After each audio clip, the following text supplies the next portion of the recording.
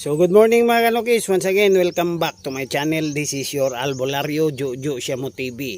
So kung baguhan ka pa lang sa channel na to mga kanukis, napadaan ka, yung mga silent viewers natin na hindi pa nakapag-subscribe, please subscribe, hit the notification bell icon, select all mga kanukis para parati kang updated sa mga bidyong i-upload natin. Ngayon mga kanukis, nandito pala tayo sa Pawas Farmers Irrigation Association. So nagpaabuno tayo sa palay mga kanukis. So while naghintay ako matapos, dito ako nakatambay ngayon sa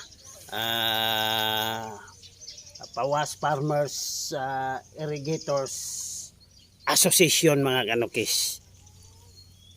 Yan siya mga kanukis, yan. Okay, tingnan mo.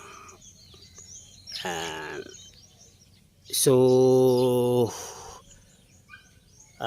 nagpaabuno tayo. While nagpaabuno tayo mga kanukis, so sasagot tayo ng isang katanungan. Yan mga kanukis, good morning. Dito tayo ngayon. Maganda yung background natin mga kanukis. Yan yung palayan. So located to sa Brolio Duale mga kanukis, papuntang Tagum. So 40 kilometers away galing sa yard natin, Toril. So pumunta tayo dito para mag-abuno. So while waiting mga kanukis para matapos yung abuno, si init masyado, dito ako. So nakita ko yung katanungan mga kanukis na kailangan talagang sagutin natin kasi ito talaga mga kanukis, lalong lalo na sa mga baguhan nating mga magmamanok dyan or breeder, or yung breeder na iba matagal na pero hindi alam to. Magandang katanungan to mga kanukis, napaka-importante kasi nakikita mo to while you are nagtatransact tayo. Bibili tayo ng mga materialis or bibili tayo ng manok. Ito parati to sa mga inquiry. Okay, ano ba yung mga katanungan niya? Ito, ipa-plus natin. Yan na, klaro, Boss Joe, sana masagot mo to. Boss Joe, paki-explain daw, ano yung stag, brood stag, at saka cocks, at saka pullets. Kasi ito yung parati kong nakikita sa mga breeder, online man or offline, parati to. Ano bang ibig sabihin dito? Ano bang yung mga range sa edad nito? Maraming salamat. Okay. Actually mga kanukis, napakagandang tanong yan. Kasi di naman lahat ng breeder mga kanukis, mabaguhan man or yung matagal na sa pagmamanok, alam to. Ang alam lang natin, ang alam lang ng iba, may coding. Coding yan, stag.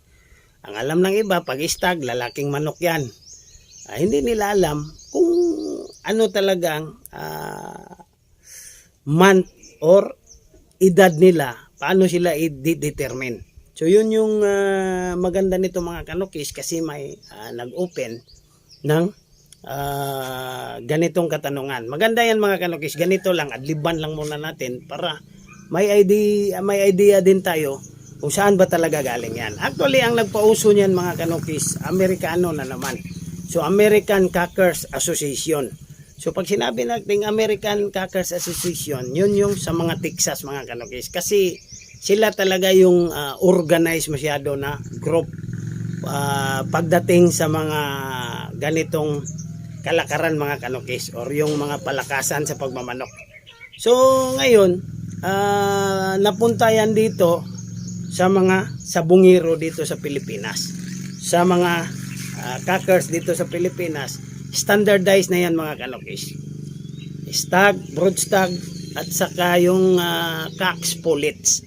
So yun yung tawagan talaga. So in other words, yun yung world standard mga kanukis. Alam ng mga breeder yan.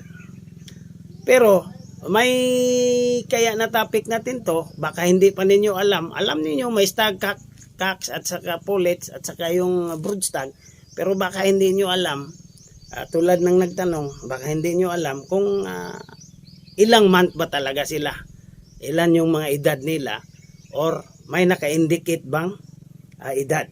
So ito yung maganda. So mas maganda to. So balikan natin ulit. American Cockers, nag-set sila ng standard, and then yung standard na yan dapat sana sa Amerika lang yan. So ngayon napunta yan doon sa Ecuador, yung may mga gimpaul mga kanukis. Philippines, isa na yan. And then exclusive for Texas yan, or yung pang tari, yung may mga tari. Pero ginamit na rin yan doon sa mga yung tinatawag nating yung mga meat type. Ginagamit na rin yan mga kanukis sa mga meat type. Nagbe-breed ng meat type, as well as ginamit na rin yan ng mga naked healers, or yung tinatawag nating oriental breeder. So ibig sabihin, yung tawagan na yan mga kanukis, nagsisit as world standard yan. Lahat tumatawag yan. Kung pupunta ka ng Mexico, ganon din yung tawag nila. Pupunta ka ng Amerika, basta may mga manok na yung tinatawag nating sports sa pagmamanok. May tari man, or yung naked deal, or yung kahit na sa mga sirama or whatever chicken mga kanukis worldwide, ganun na ang tawagan. So tulad ng English mga kanukis ba, pag sinabi mong English, that is yung tinatawag nating world language. So kasi sila yung una, world language. So yung tawagan na yan, broadcast pullets, words kuha na rin yan mga kanukis tawagan. Kasi sila yung nag-organize, so inadapt na rin ng neighboring country including Philippines. So ito, ang number 1, unahin natin. Ano ba yung ibig sabihin ng CAX? Ang CAX mga kanukis, yun yung tinatawag nating lalaking manok na may edad 1 taon or bababa sa 1 taon. So ibig sabihin from 1 month to 12 months, that is stag. Okay. So no question tayo dyan, kasi kumbaga world standard yan. Lahat gumagamit. That is according to yung tinatawag nating set sa world standard. Lahat gumagamit yan. Number 2, katanungan is brood stag. Ano ba yung brood stag? Yung brood stag mga kanukis, lalaking manok na naman yan, pang sabong man yan, or pang show type, or Texas man siya, or sa sinabi ko, world standard pa rin yan. Nag-iedad yung brood stag na yan 13 months to 18 months. That is the standard. Yun yung edad nila. So number 3, ito yung CAX. Ano ba yung CAX mga kanukis? Ito, alam nyo talaga, ito yung fully grown. Ito yung maganda ilaban. Talaga, fully grown. Masakit na yung mga palo. So, ano ba yung edad ng fully grown? So, ano ba yung CAX? Ang CAX naman, lalaking manok na fully grown na nagkakaedad ng 18 months to 2 years or up or older. Yun, di ba? Lalaking manok, ang CAX mga kanukis, lalaking manok, fully grown. So ibig sabihin, fully grown na siya, tubong-tubo na-develop na lahat, muscle, lahat na, balahibo, maganda na masyado. So ideal for cockfightings na yan. So ang edad niya 18 hanggang 2 years or pataas. Yun yung CAX. So number 4 mga kanukis, the last mga kanukis is yung pullets. Parati din nating naririnig yan while nag-inquire tayo, magkano yung pullets mo, may pullets ka ba dyan, ito yung pullets. Ano ba yung pullets? Ang pullets mga kanukis is yung babaeng manok na nagkakaedad ng mababa sa 1 taon. Pullets ang tawag dyan. Yun mga kanukis, mababa sa 1 taon. Pullets. So ibig sabihin, paglampas ng pullets, paglampas ng 13 months, ang tawag sa kanya is brood hen. Brood hen na siya. So, ibig sabihin, yun yung tawagan mga kanukis. So, yun mga kanukis, sana nagustuhan nyo yung topic natin ngayon. Napakasimpleng topic mga kanukis, napakasimpleng tanong, napakasimpleng sagot. Pero, ang impact nito, para sa breeder na hindi pa alam to, malaki. Kasi mga kanukis, pag may nag-inquire sa'yo, if you are a breeder, sealer din at the same time, kung hindi natin alam to, so magiging butata tayo mga kanukis. Ibig sabihin, ano ba tong breeder na to, hindi alam kung ilang edad. So ganito kasi ang mangyayari. Pag nag-inquire yung tao, boss, may stag ka? Okay. Or ikaw yung mismong tatanungin ng customer mo or buyer mo kasi baguhan din. Anong maisasagot mo?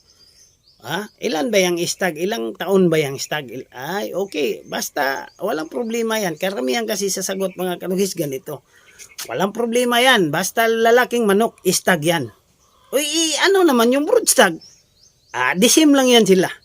So, yung cocks, ganun. Lalaking manok pa rin. So, pangit kung ganun mga kanukis. Mas maganda to. At least, alam nyo na. Now, you know mga kanukis. So, support nyo naman yung Facebook page natin mga kanukis. Jo Siamo TV rin mga kanukis. Press, follow, like and follow mga kanukis. Kung kinakailangan, mag-share, share din. So, yun mga kanukis. Maraming salamat. At saka, next time na naman. Kasi nagpapabono tayo. Maganda yung kuan dito mga kanukis. Pero ito mga kanukis, pag medyo matapos na yung college natin, dito na tayo lilipat. Malaki yan ha. So mag-plot tayo dito ng mga 2,000 square meter. Gawin natin manukan. Di ba? Napakasulim na area mga kanukis. Yan o. Tour ko kayo. Yan. Napakasulim na area yan. Oh. Di ba? Ang ganda. Ang lapad. So yun. Ayan mga kanukis. So hasta la vista mga kanukis. Maraming salamat.